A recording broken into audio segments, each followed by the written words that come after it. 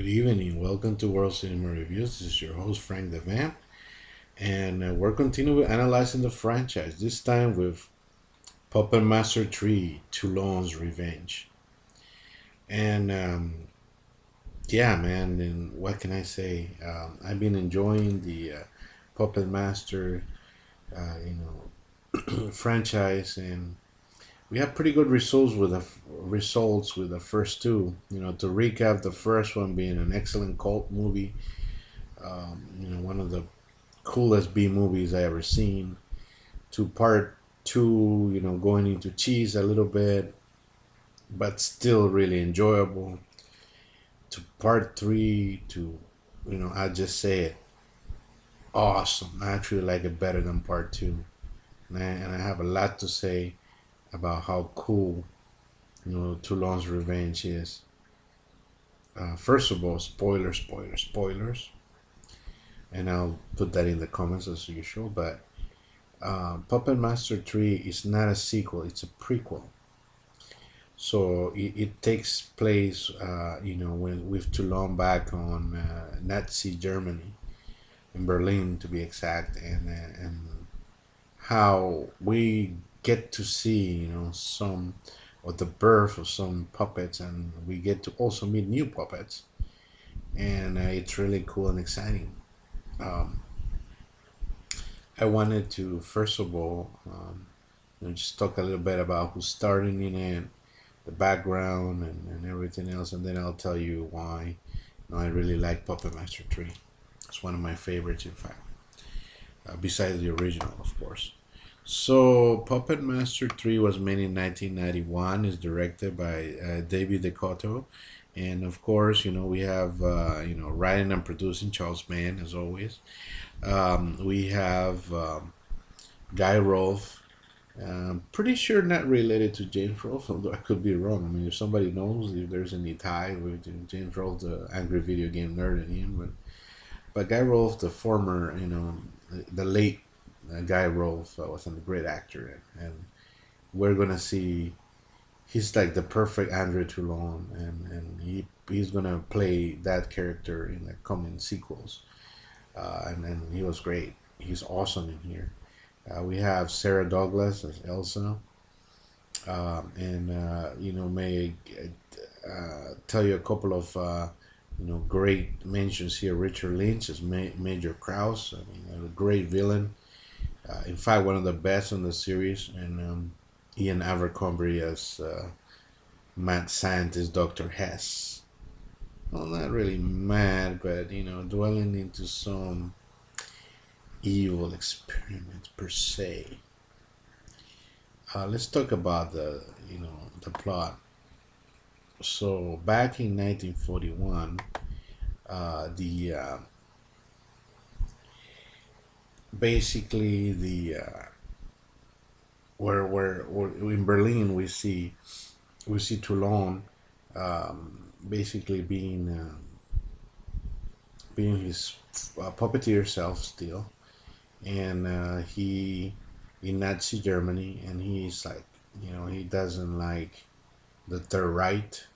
He in fact makes a Hitler puppet and makes fun of him, and he, and then of course the Nazis have spies everywhere, and one of them doesn't like the fact that he's using, that Toulon is using political satire to speak badly of Hitler and the Third Reich, and he immediately tattletales on him, and then he spies through a window and gets to see that Toulon actually has given life to the puppets.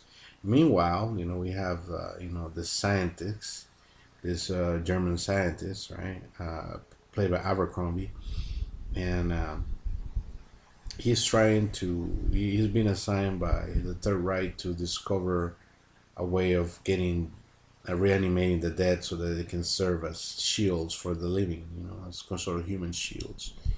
And he's been unsuccessful, maybe just to reanimate them a little bit, and they just become violent and just completely fall apart and die right away. So, but after he learns that Toulon perhaps has the, the magic to put to, you know, with his green potion. It kind of resembles a lot the reanimator potion, by the way. Serum, I should say. And But this potion, it's the one that gives life to the puppet. But not just that; it's combined with magic. And then we learn. Then we're going to also learn that it's not just that. It's not. It's also the fact that human souls are inhabiting the dolls, which is one of the big reveals. That, I mean, it's kind of implied in the first two, but it needs confirmed. And we're going to see the birth of a couple of puppets. So, puppets here, and basically things go south, and when they try to apprehend Toulon, they kill his wife, and Toulon just vows revenge and starts getting the puppets, ready to defend him, and to kill certain members of the right that are trying to apprehend him and escape Germany intact. So that's basically the plot. Now, let me tell you a couple of bad things about the way, because I want to talk about how much I like it. But of course, every film has some flaws. Um, this one in particularly, if you remember, the Puppet Master one took place in 1939 when Toulon committed suicide, and this takes place in 1941, and Toulon's still alive. So there's a continuity issue.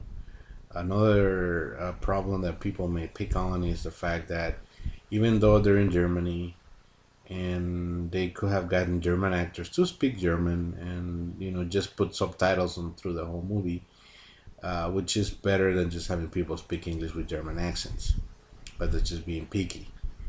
But that kind of adds legitimacy. But let me tell you a secret: nobody cares because this is a B movie. All right, so continuity's out of the window, reality's out of the window, all that stuff. We don't care. We just want to have fun and see the puppets who they kill next, right? That's what you come here. But let me tell you, if you came here for that, you're gonna get that. But you're gonna actually get good acting. This movie is really good, as great as acting as the first one. Like I said, Rolf is awesome as Toulon. You know, the villain, man, the villain that plays Kraus, unbelievably great and creepy as the Nazi, killer. Um, you're gonna get great acting, but and a great plot. You actually get human. You feel for Toulon. You feel when Toulon's wife, but it's not all you're gonna get. Of course, remember when you talk Puppet Master, you want to see the puppets, right? So let me tell you. Let me welcome to our puppet family. We have one awesome person here. I'm gonna bring it up here so you can take a look at some pictures of him.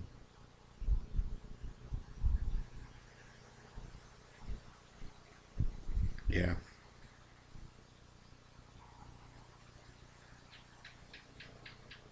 here you go.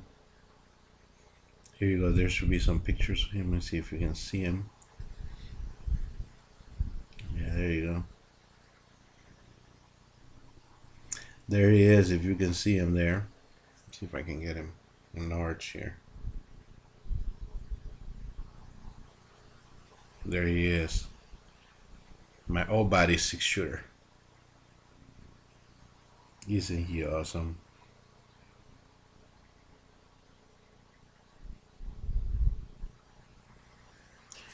The He's one of the new puppets introduced, and he kicks ass. He is the puppet of the movie.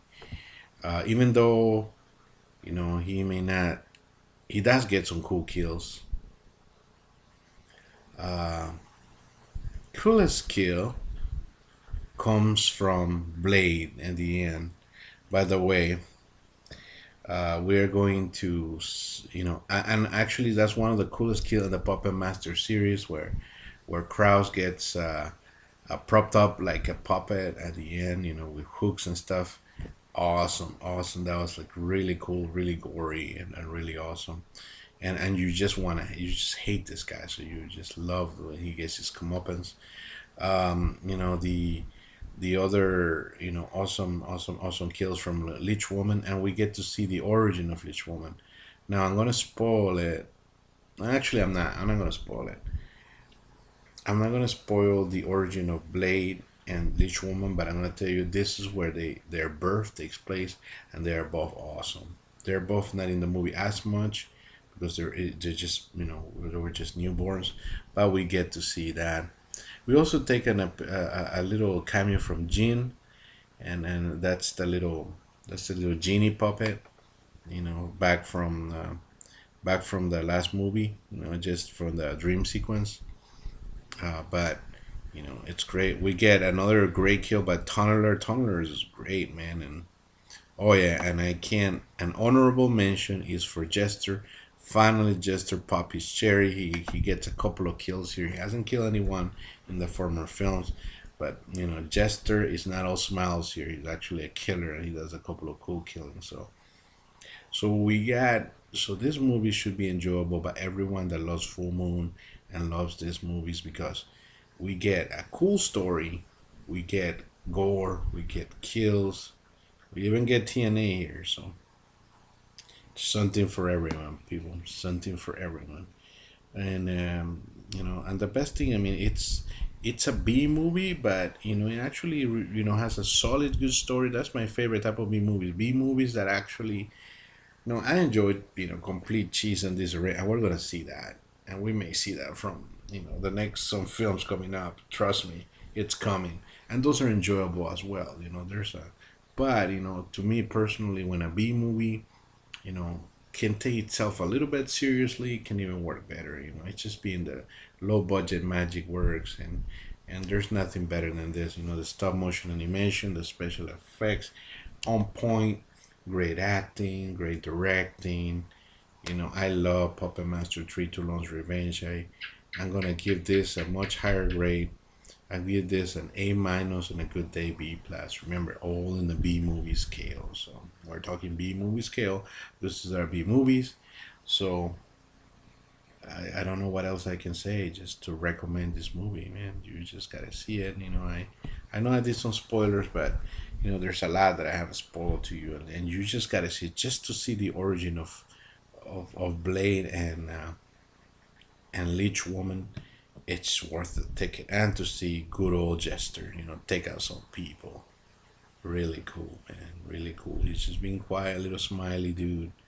You know, even you know he shows his worried face. Now he shows his fiendish face in this one. And of course, man, love six shooter. Love it, love it, love it. That's so cool. I think six shooter was, you know, thinking about it, six shooter should be Woody from the Toy Story thing when if he went bad and grew a couple more arms. Well, more than a couple, but I was laughing at six shooter, man. Awesome. So comment, you know, did you like this movie? Did you hate it? You know, just tell me anyways. I want to know about it. And if you do want to see it, if you haven't seen it, you know, I'd recommend it. And definitely, you know, subscribe.